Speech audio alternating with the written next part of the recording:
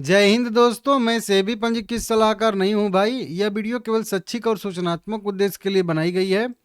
बात करेंगे रिलायंस पावर के बारे में। सुबह से ही एक खबर निकल के सामने आ रही है, लेकिन वो ऑफिशियल खबर नहीं थी। लेकिन अब जो है कंपनी की तरफ से ऑफिशियल यहाँ पे स्पष्टीकरण आ गया है, उसी के बारे में बात करेंगे। देखिए, सुबह से ही एक न्यूज निकल के सामने आ रही थी यहाँ पे 5 घंटे पहले, 4 घंटे पहले, 2 घंटे पहले, 1 घंटे पहले की सब खबर एक ही है। क्या खबर थी? हेडलाइन बन रही थी कि बैंक धोखाधड़ी की जांच के सिलसिले में ईडी ने अनिल अंबानी की कई जो है जगहों पे मतलब जांच की है। ईडी ने मुंबई और हैदराबाद में रिलायंस पावर के खिलाफ जो है 10-12 जगहों पे जो है यहाँ पे जांच की गई है। यहाँ पे भी देख सकते हो, कंपनी ने यहाँ पे हैदराबाद में और मुंबई में कई जगहों पे जांच की है। इस तरीके से मतलब छापेमारी की है, जो जांच बोल रहा हूँ, ठीक है ना। अब ये क्या मैटर है, इसको हम लोग यहाँ पे पढ़ लेते हैं। बताया जा रहा है कि 2 जगहों पे, मुंबई और हैदराबाद में रिलायंस पावर के खिलाफ ईडी की छापेमारी यहाँ पे हुई है। बताया जा रहा है कि उक्त कंपनी और उसके अधिकारियों से जुड़े लगभग 10 से 12 स्थानों पर तलाशी की गई है। आज की डेट में 6 मार्च 2026 की यह जो है खबर है, लगभग 10-11 बजे के आसपास की। बताया जा रहा है कि अधिकारियों ने बताया कि प्रवर्तन निदेशालय ने शुक्रवार को मुंबई और हैदराबाद के कई स्थानों पर अनिल अंबानी की समूह कंपनी रिलायंस पावर लिमिटेड के खिलाफ मनी लॉन्ड्रिंग की जांच के तहत तलाशी अभियान चलाया है। एजेंसी सूत्रों ने बताया है कि उक्त कंपनी उसके अधिकारियों से जुड़े लगभग 10 से 12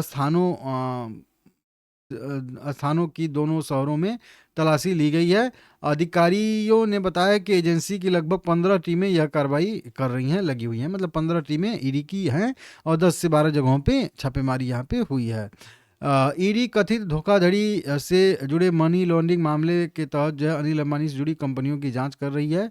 पिछले महीने ईडी ने इसी जांच के सिलसिले में अनिल अंबानी के जो आवास था, जिसको अबोड कहते हैं, मुंबई स्थित, उसको भी यहाँ पे जब्त किया था और लगभग 35,000 करोड़ रुपए की जिसकी वैल्यू बताई जा रही थी।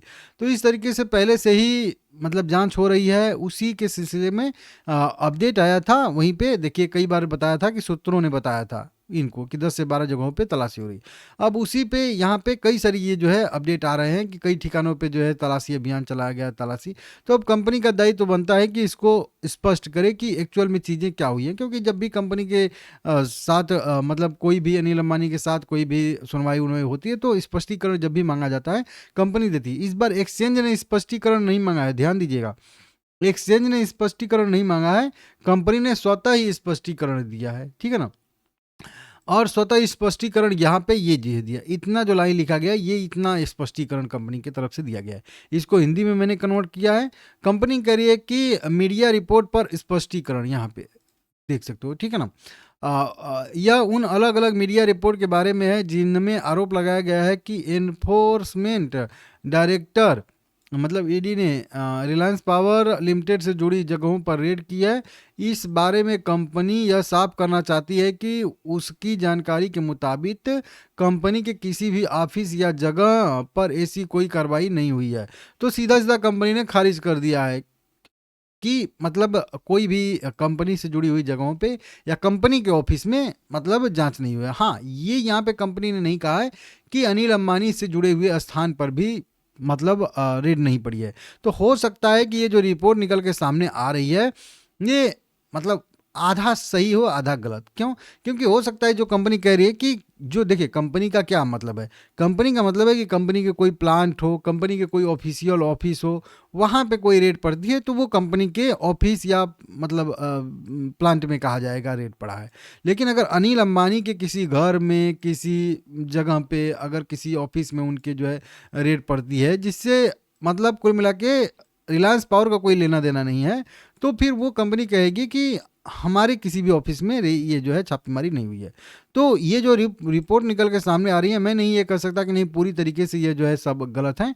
हो सकता है कि अनिल अंबानी से जुड़े हुए कुछ स्थान हो, उन पे जो है हुई हो। बाकी कंपनी जो कह रही है, क्योंकि ये तो ऑफिशियल हो गया, ये तो रिकॉर्ड पे हो गया, क्योंकि ये तो सीधा सीधा कंपनी ने एक्सचेंज को पीडीएफ दिया है। तो अगर ये गलत बता रही है कंपनी, तो फिर और दिक्कत हो जाएगा।